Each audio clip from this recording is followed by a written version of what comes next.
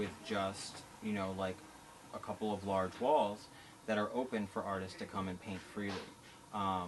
That's something that I've advocated for the last 3 to 4 years, speaking about just opportunities for these young people to have, you know, to come into the light, so to speak, and paint for their communities. And necessarily you're not going to get like rainbows and flowers all the time, you know what I'm saying? But what you are going to get, and instead, is a a more solid and stable opportunity for young people to get better at this form of art that they have chosen to practice. And you know, part of the discussion that we have when we talk to property owners about, you know, legal graffiti opportunities is, you know, did you know that part of the reason why you see all this illegal graffiti around is because there's so many young people that are drawn to this form of art, but they have literally no place to practice it. And to which, you know, they'll say, oh, well, don't they have their own garage or a wall in their house? Some of these kids don't own houses. They don't come from families that own property. They live in apartment buildings, you know what I'm saying? Like, having a canvas that's 8 feet by 10 feet is just not feasible for a lot of these young people. You know, and then, you know, who wants to keep painting over what you painted, you know? That's, you know, even if you're practicing, it's kind of redundant because, you know, you're always losing what you painted. And, you know, in turn, also to have the conversation with the young writers, you know what I'm saying, and even some of the older ones that says, hey, you know, you can go out and spend your time and your supplies doing it this way, or you could seek, you know what I'm saying, some positive support from your community by simply walking around and talking to folks and finding out who the property owners are and who'd be open to having something like that on their property. And in that way, you know, graffiti can almost lose its temporary nature, which, you know, all graffiti is temporary, you know, like whether, you know, I know some pieces have lasted for 20 years, but that's very rare, you know. Yeah.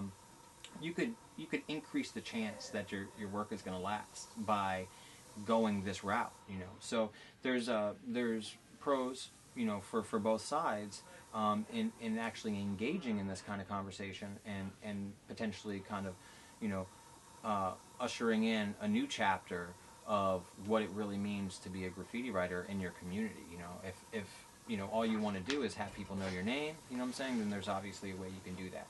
If you really want to be about building the skills and doing something that's a contribution as an artist, you know what I'm saying, then there's a complete other route for you to take. And, you know, sometimes those paths start off at the same, you know what I'm saying, they end up splitting later, sometimes they split early, and sometimes people don't ever get on the same path, you know. So, you know, but that has to do with, like, the differences of people and why they actually write graffiti, as opposed to, you know what I'm saying, is there something across the board that you can define graffiti writers with? There's no way you can do that. But you could say that there's a certain percentage of them that are looking for this, and what's to say that if you don't spend, you know, like another $100,000 or $150,000 on a few of these walls, that you're not going to decrease the level of illegal graffiti that you have in your city? I mean, a number of major cities have programs and open spaces like that. It doesn't end the graffiti, you know what I'm saying, but it gives the kids some other place to go and put their spray paint, you know? Yeah. And, you know, just law of averages, you know what I'm saying, you're going to end up getting a whole bunch of them going over there, you know what I'm saying, than going out on the street. Yeah, I mean, that sort of leads me into another one of my questions. You know, I'm very familiar with, like, 5 Points up in, like, New York City, in Long Island, Queens. And, you know, so, I guess, you know, do you think that could at some point become a feasible sort of thing here in D.C. as well, you know, where there would be, you know, a huge open lot that would be, I mean, it's managed, you know, there's some form of hierarchy to it, but, you know, an area where if you go over, you give your name, you get a spot, and you are able to go and do your graffiti. I mean, and that kind of goes into play with what I'm suggesting. Yeah. We have some kind of like micro versions of that in DC. So for the last few years, I've hosted, you know, we call it the practice wall, which is over in Columbia Heights, which is a space that's an open space to paint. I regularly have people ask me about painting it. I send them over. They talk to the owner, mention that they've spoken to me. I've given them permission, and then they're free to go and paint. That's really awesome. And there's a few other spaces that are like that. Albus Calvus runs one. at least one space like that. And we routinely work to open up spaces like that. You know, whether or not we're uber successful with it, this year as opposed to next year, you know what I'm saying, would be anybody's guess, because it's all really dependent on the property owners that we're dealing with. And now in the case of something like 5 Points, which is great, and for graffiti writers, it's been around now, I think it's like 10 years, maybe a little bit longer. It's almost like an institution. Think about this: 5 Points is going away. Yeah. You know what I'm saying? So yeah, it was great while it lasted. While the dude who owned the property wasn't gonna really try to maintain it that much and was waiting for the property values in the area to increase, it was okay. Now that that he can sell it for higher, or he's got some interest in the property, that space is now gone. So it's not like it's a protected space. What I'm talking about is city funded spaces, you know what I'm saying, that aren't going to go anywhere. You know what I'm saying, that are going to be perpetual, perpetually available for young artists over the next few generations to go through and paint, you know what I'm saying, maintained by the city, by the Department of Public Works. If there's something that's inappropriate or whatever have you, they can go and put paint up over there instead of having to run around the city and chase after a bunch of kids, in their tagging. Absolutely.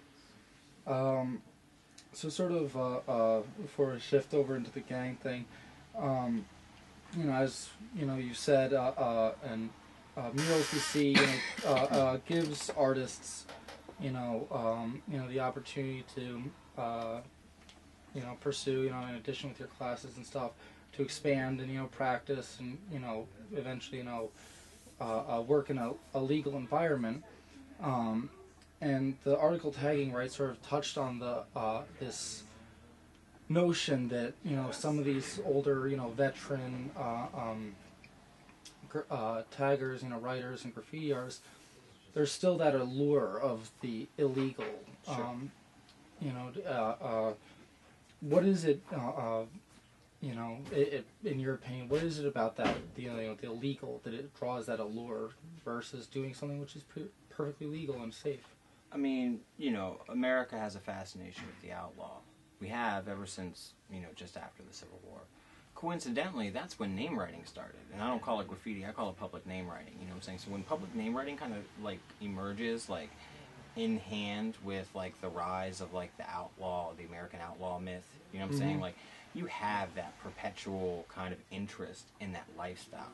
Whether you're talking about motorcycle gangs, whether you're talking about hip-hop crews, whether you're talking about regular old street gangs, they all have a common thread, which is they all draw influence from the American outlaw myth. Okay, so that being said, you know what I'm saying, there are certain levels of criminality in our society, all right?